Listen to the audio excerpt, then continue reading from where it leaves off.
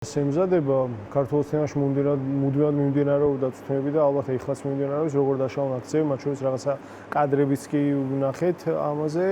მეორე მხარეს რაც შეეხება არიან კონკრეტული ჯგუფები, რომლებიც ამ საკითხის ირგვლივ მუშაობენ, არ გველი რომ მთელი პოლიტიკური სპექტრი რაღაც ამაზე იყოს გადართული, მეც მათ შორის არ ვიცი სინამდვილეში ვის რა გეგმა აქვს და რა შეიძლება იყოს ჩვენი საიდუმლო იარაღი. ჩვენ თუ რაღაცები ვისწავლით და ვიცი რომ ვისწავლით მათ შორის მეც მივიღე პერსონალურად გამოცდილება რაღაცებში წინააღმდეგობა როგორ გაუწიოთ კონკრეტული ძალადობრივი აქტების შემთხვევაში, მაგრამ რეჟიმაც ისწავლა და მზად უნდა ვიყოთ რომ შეიძლება ახალი მზაკრული რაღაცები შემოგთავაზონ.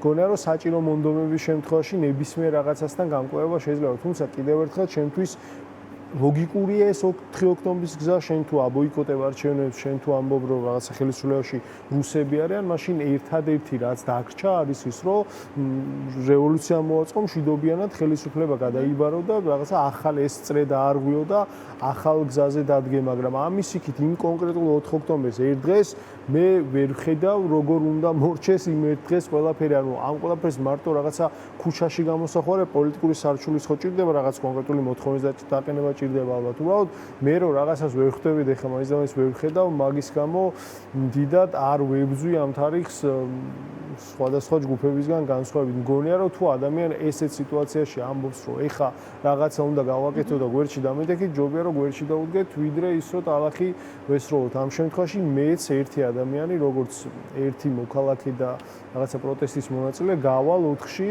და ვიქნები მზად გავაკეთო ის, რასაც უნდა აკეთებდეს მოქალაქე იმგვარი რეჟიმის პირობებში, როგორიც გვაქვს დღეს. კი ბატონო, შეიძლება იცი რა მინდა კითხვა, აი 4-ში რომ გახვალ რუსთაველზე, აი რა შეიძლება იყოს ის, აი რა უნდა დაგხვდეს დაუშვათ, ან რა უნდა მოისმინო იქ? ან რა განწყობა უნდა დაინახო, რომ აი რაღაცნაირად, არ ვიცი, შენ ირწმუნო, რომ შესაძლოა ის ღამე აღმოჩნდეს გარდამტეხი და აი 5-დან უკვე რაღაცა ქართული ოცნება ძალიან კრიტიკულ სიტუაცია. აი რაღაც ბევრჯერ გასულ ხარ, ხომ? აი ბევრჯერ გასულ ხარ, ბევრ აქციაზე ყოფილ ხარ, არ ვიცი, მართლა 100,000 ადამიანის როცა მდგარა მაშინაც კი მდგარ ხარ, ხო? რუსთაველის გამზესად. აი ამიტომ გეკითხები.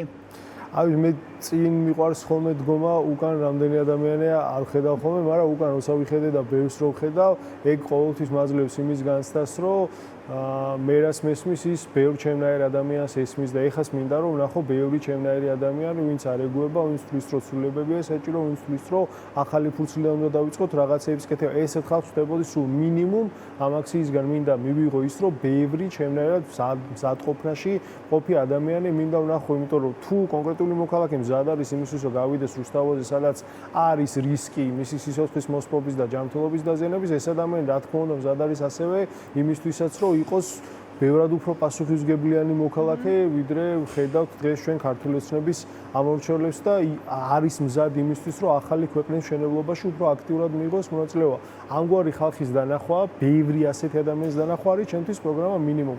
იმის იქეთ შეიძლება უამრავი რამ ვნახო, ყველაზე მთავარია დამარწმუნოს იმას, რომ რაღაცა ახალი ხდება აქციაზე ბიძინებანიშვილს თუ ვნახავ, რომელიც დაგუნებდება, ეს იქნება ის სურათი, რაზეც ხა მეკითხება თქვენ რა უნდა ნახო, აი პირველი ეს მომივიდა აზრად თავში. ამის იქეთ არ მგონია რომ რაიმე ისეთი კონკრეტული სიგნალი იქნება, რომელიც ჩვენ გვეთქვის, რომ აი თქვენ უეჭველად გაიმარჯვეთ. ეს არ არის ფილმი, როცა ჩვენ ვიცით, რომ რეჟისორი და სცენარისტი კონკრეტული მთავარი პერსონაჟის მხარესაა, რომელიც ბედმა დაასაჩუქრა და მისი მისიაა, რომ აუცილებლად გაიმარჯვოს. არა, ასე უეჭველად არაფერი არ ხდება. მე დარწმუნებულია, რომ საბოლოო ჯამში საღი აზრი გაიმარჯვოს და რუსეთი ამ ქვეყანაში არ იქნება, მაგრამ ეს შეიძლება მაინც და მაინც ჩვენ შემთხვევაში მაინც და მაინც 4-ში არ მოხდეს ასე, რომ ეგეთ უეჭველ სურათს ვერ დავინახავ. თავარი არის წმენა და მონდომება. ასევე მგონია, რომ პოლიტიკოსები განსაკუთრებით ეს ოპოზიციური სპექტრიდან თავი უნდა დაანებონ ამორჩევლთან ისე ლაპარაკს, თითქოს ამორჩეული პატარა ბავშვია, შეიძლება რაღაცაზე გაბრაზდეს, უკან მიბრუნდეს და რაღაცა იმედგაცრუებებისგან დაცვას უნდა მოვეშვათ რა.